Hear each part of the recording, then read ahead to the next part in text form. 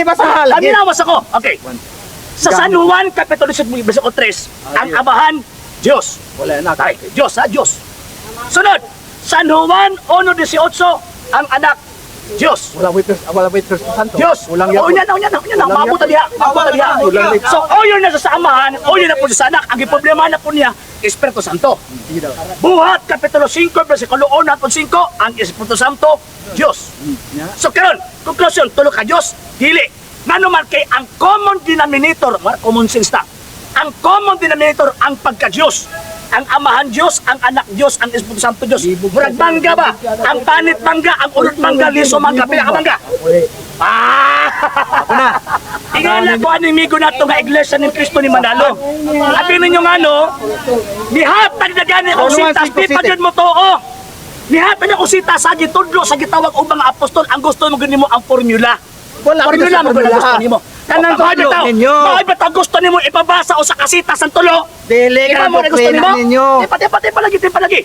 So karon, ang hitabo, gibasa na ako ang amahan Diyos? Kulang man. Gibasa na po na ako ang anak Diyos? Kulang. Gibasa na ganin ako. Ang inyong doktrina, amahan na anak Santo. Ibuok Biblia na. Asa sa So tibok? po, di pasabot. Una, San Juan, Buta na na to. Kapitulo 7. Asa sa tibok data, sa tibok data. San Juan, Kapitulo 7, Versikulo 3. Tibok data. Nabasa sa Biblia, ang amahan Diyos. Oh, isa-isa na. Isa-isa niya. Balik ha. Sa San Juan 13, ang amahan Diyos. Kulang, wala yan. Sunod. Kulang lagi. Ang presentation Doktrina ninyo. Lagi doktrina ginagawa mo, Doktrina ni Kristo sa landas ng maunay among doktrina. Oo, Okay. Una. Sige. Dito abami ang Katoliko amahan Diyos. Yes. Okay. Kulang. Sunod. Ikaduha. Sa Biblia gihapon ha, ang anak ba Diyos? Duha na. Kulang ba? San Juan 1:18. Babasa sa Biblia, pugtong anak nga Diyos. Babasa dili. Sige, imo na na. Babasa dili. Imo na, wala lagi. Babasa dili. Ang persona, wala Babasa ba o dili? Wala Duha na mabasa gani ng na. persona. Duha na gani. Tulungan na inyo, doktrina. O gani, duha pa ang isultihan. Ay, masakpan ka. Sunod. Sakpan eh. Tulungan mo nga yan, duha. Ikatulo. Oh, Ikatulo. Kita. Buhat 5:1-5. Ang Espiritu Santo Diyos, suna ang tulo. Nya, unsa man? Diba? Karon, Asa ang pangutana, kinatibukan. pila ka Diyos? Pila ka Diyos? Bila. Abo ni kay San Juan. Sige na. Ono Juan Kapitulo 5 Versikulo 7, Sige na. kanang tulo o sara. Kaunsa? O nya, base sa tama nga pangunahuna kanang pagkausa nila, refer na sa ilahang iyang gihuptang pagka-Diyos. Mauna yung matod mo. Kanina, di Kinatibukan. pangitaan na itong mabasa. As Kinatibukan. sa Biblia, dili Diyos di makabasa. Di, ikaw Karon, makabasa. karon kitugaanan nako ang Biblia, ang presentasyon sa Biblia, dili lang kay kitawag ko sa kasetas ang pagtudlo kay wa sa O, niya, nabasa ba nimo? Nabasa na gani. Asa sa kasitas? Oo na. Check na to. 17:3. Sige daw. Ang amahan Diyos. Kulang. Tulog ko na ilang Diyos. Isa pa. Nagkahuman. Ono na si Otso. Ang anak Diyos, duha na. Kulang pagyabon. Sunod. Buhat bubuhat 5:5. Ang Espiritu Santo Diyos. Kompleto na. Kompleto. Kompleto sa. Tanong ko lang sa iyo, sabi mo kanina, ang Panginoon Kristo hindi Diyos. May mabasa ka ba St. Matthew chapter 4 verse 4 na si Kristo ay hindi Diyos? Oo, Meron o wala? meron. Basahin niyo nga Meron. po. Na sinabi Basahin ng ko. St. Matthew chapter 4 na si Kristo ay hindi Diyos.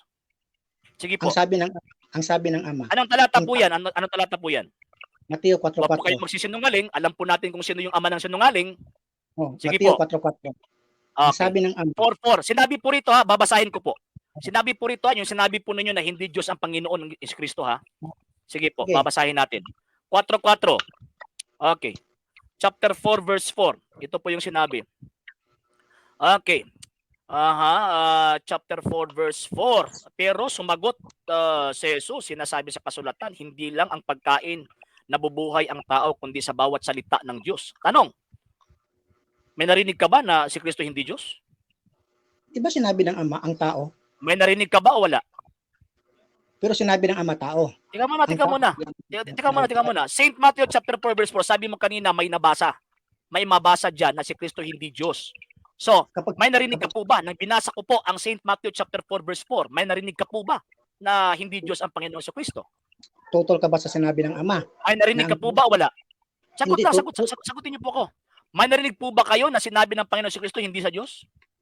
Wala nga nakasulat hindi Diyos, pero ang Ama Yun. may Sinong may sabi po sa inyo na ang Panginoon si Kristo hindi Diyos? St. Matthew chapter 4 verse 4 kasi wala nakasulat eh.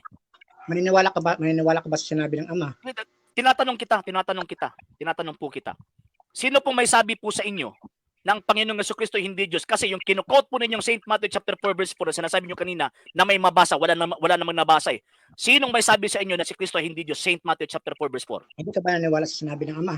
Hindi, ako yung nagtatanong. Ako yung nagtatanong sa iyo. Ako yung nagtatanong sa iyo ngayon. Hindi na naman sinabi ng Ama, ang tao, hindi lamang sa tinapay na buhay. Hindi po wala po nasagot na po yun kanina eh. Wala pong sinabi niya na hindi Diyos eh. Okay, sabi